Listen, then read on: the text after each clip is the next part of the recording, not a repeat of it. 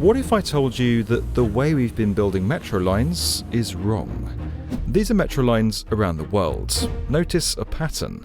Most of them are built in the middle of the century and designed with a single purpose in mind, to get you from where you live in the suburbs to where you work in the city centre as quickly as possible.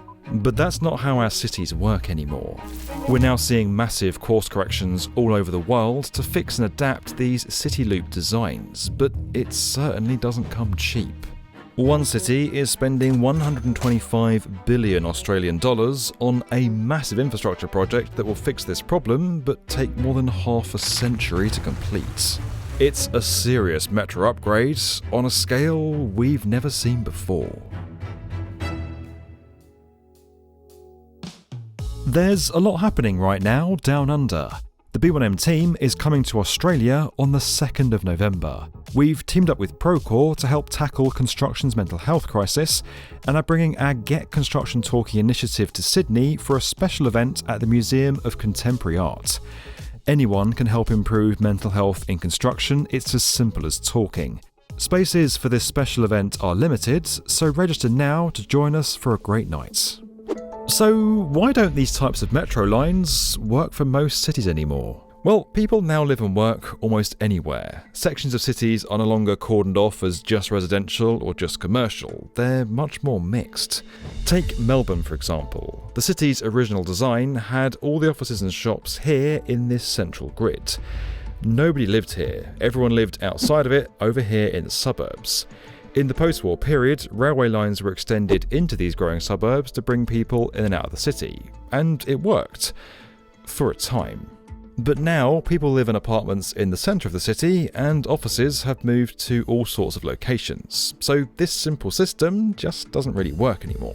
For instance, if you lived in Burwood but worked in Caulfield and wanted to take public transport, you'd have to travel into the central business district and then back out again, a journey taking you an hour and 20 minutes by train. If you were to drive, it would take you just 16 minutes. Now take a look at these metro lines. They're ranked as some of the most efficient in the world, and you might be noticing a pattern here. There are a multitude of lines crisscrossing over each other. There are rings looping around not just the city centre, but the outer boroughs as well. They provide options and allow for a variety of journeys, not just the suburbs to work route of the Madman era. Melbourne is in the middle of a once-in-a-century mega project to address this problem. Not many people are using trains in Melbourne. Well, not as many as there should be. With 5 million people, it's just overtaken Sydney as Australia's most populous city. In fact, 19% of all Australians live here. Thanks to a construction boom over the last decade, the city now has nearly more skyscrapers than London and Beijing combined. It's been home to the Olympics, Luna Park, and Margot Robbie before she was Barbie. By all accounts, this should be a city with state-of-the-art public transport, and while it has the world's largest tram network, its metro is decidedly lacking. 2021 census data found that while some 50% of people drove to work in a car, only 3% took a train.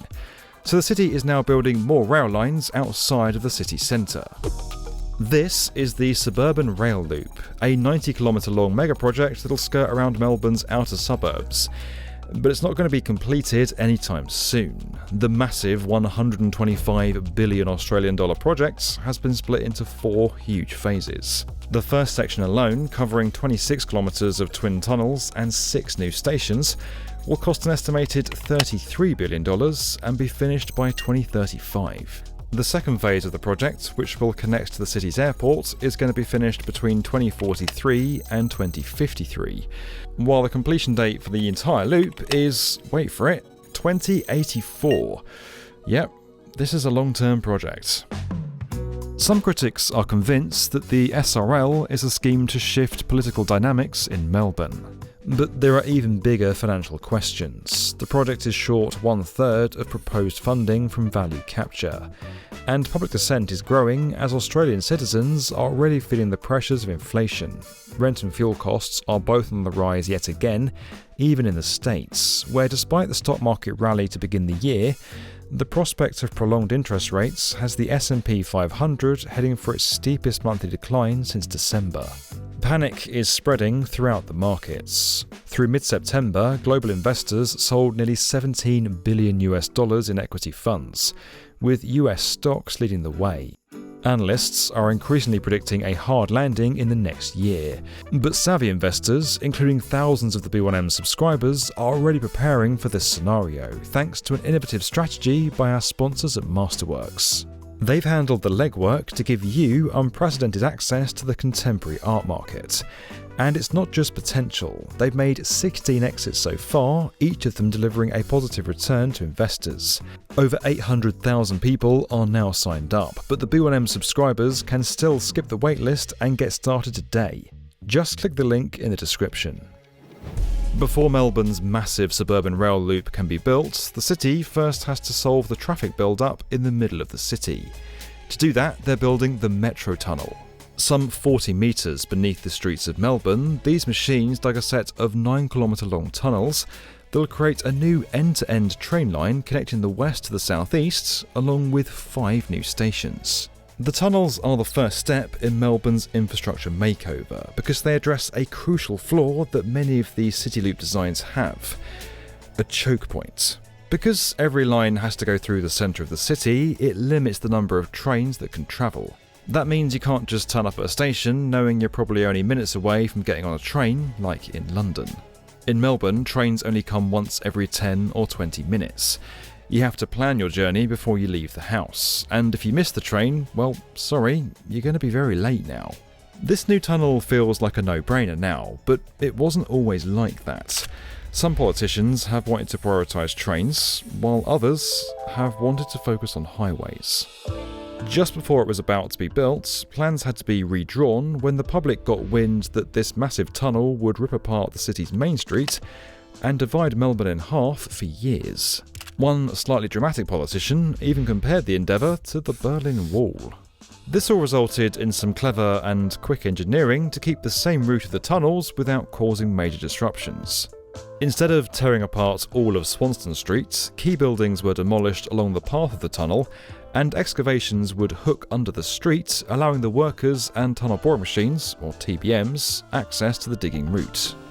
A total of 4 TBMs are responsible for excavating these twin tunnels, and they're massive. They weighed more than 1,100 tonnes each and reached 120 metres in length, nearly the size and weight of the skyscrapers they were burrowing beneath. Each TBM is crowned with a cutter head, which in itself weighs 100 tonnes. This acts as a drill and can tunnel through rock 6 times harder than concrete. You could think of the TBMs almost like submarines. A crew of up to 10 people, including an operator, worked on each TBM at any one time.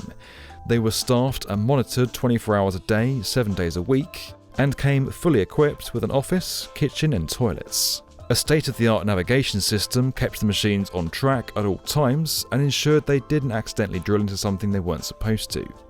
They were each named after local female heroes, from the state's first woman premier to an Australian cricket captain, and each were given their own distinct colour.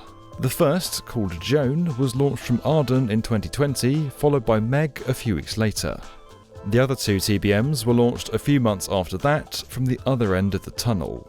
All 4 then met in the middle, halfway through 2021. This first leg of Melbourne's epic new rail journey is set to open in just over a year's time. And while the entire vision will take many, many decades to complete, we're already on our way.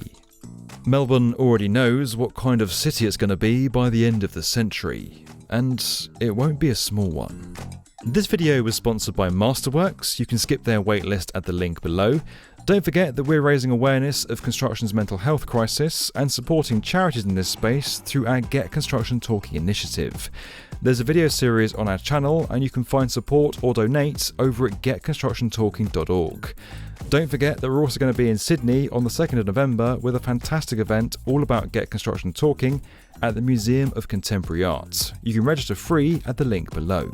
And as always, if you enjoyed this video and you want to get more from the definitive video channel for construction, make sure you're subscribed to the B1M.